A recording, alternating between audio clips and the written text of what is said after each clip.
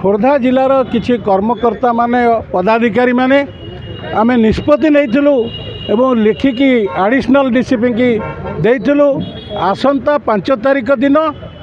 BJP युव मोर्चार जो बर्बरचित कांड गोबरमाड़ प्रतिवाद रे कांग्रेस भवन आगे शांतिपूर्ण भावे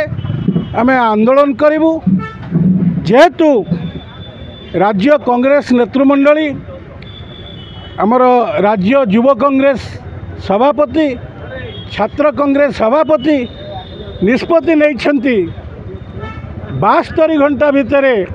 जदि सरकार पुलिस प्रशासन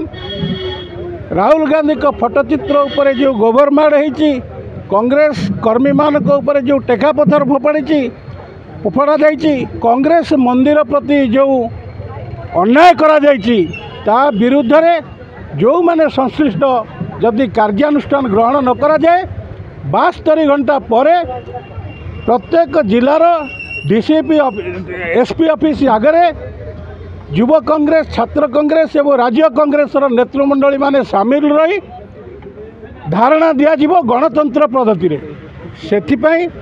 आमे देइतिबा इस्ताहार 5 तारिख को शांतिपूर्ण आंदोलन कांग्रेस भवन में करने ताको आमे प्रत्याहत कलु। जेहेतु आगामी दिन में पवित्र घोषयात्रा प्रभु श्री जगन्नाथंकर रथयात्रा ताकू आखि आगे रखी रथयात्रा पर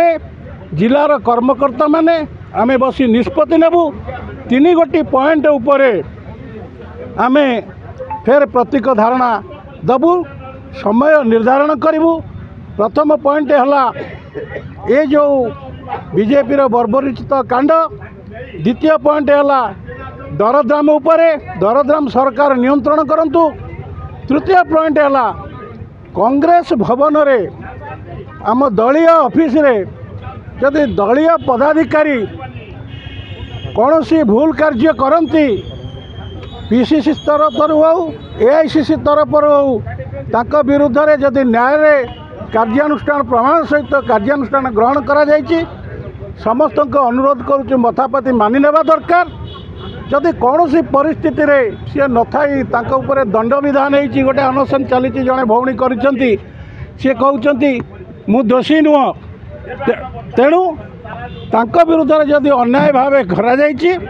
एकु शांति श्रृंखला भावे पाराफानी अनुसार उच्च पदस्थ ऑफिसर मानक लेखि जणै दिया जाऊ कांग्रेस उच्च पदस्थ कर्मी मानक एवं लीडर मानक पीसीसी भूल कला एआईसीसी की अवगत करा जाऊ एवं तार विधिवत तदंत हो।